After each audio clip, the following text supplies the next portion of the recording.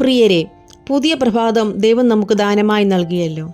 1 ശമൂവേൽ 1:15 ഇപ്രകാരം പറയുന്നു: ഞാൻ മനോവ്യസനമുള്ള ഒരു സ്ത്രീ, യഹോവയുടെ സന്നിധിയിൽ എൻ്റെ ഹൃദയം പകരുകയത്രേ ചെയ്തത്.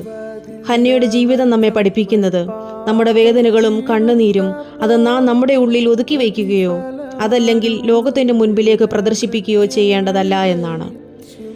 നമ്മുടെ ഹൃദയത്തിൻ്റെ ആഴത്തിലുള്ള ദുഃഖങ്ങൾ ദൈവത്തോട് പറയുവാൻ ഹന്നയുടെ ചരിത്രം നമ്മെ പഠിപ്പിക്കുന്നു. ഒരു മനുഷ്യനോടും പറയുവാൻ കഴിയാത്ത സങ്കടങ്ങൾ ദൈവത്തിൻ്റെ സന്നിധിയിൽ അവൾ തുറന്നു പറഞ്ഞു. പ്രവാചകൻ ഉൾപ്പെടെയുള്ളവർ അവളെ തെറ്റിദ്ധരിച്ചു എങ്കിലും ദൈവത്തിൻ്റെ മുൻപിൽ അവൾ തൻ്റെ വേദന തുറന്നു വെച്ചു. ഇന്ന് നിങ്ങളുടെ ഭാരങ്ങൾ എത്ര വലുതായാലും മറ്റുള്ളവർ നിങ്ങളെ തെറ്റിദ്ധരിച്ചാലും ഹന്നയെപ്പോലെ നിങ്ങൾക്ക് ധൈര്യത്തോടെ ദൈവത്തിൻ്റെ സന്നിധിയിൽ നിൽക്കുവാൻ സാധിക്കുന്നുവെങ്കിൽ, നിങ്ങളുടെ ഹൃദയം തുറന്ന് ദൈവത്തോട് സംസാരിക്കുവാൻ നിങ്ങൾക്ക് സാധിക്കുന്നു എങ്കിൽ ദൈവിക മറുപടികൾ നിങ്ങൾ കാണുവാൻ ഇടയായിത്തീരും.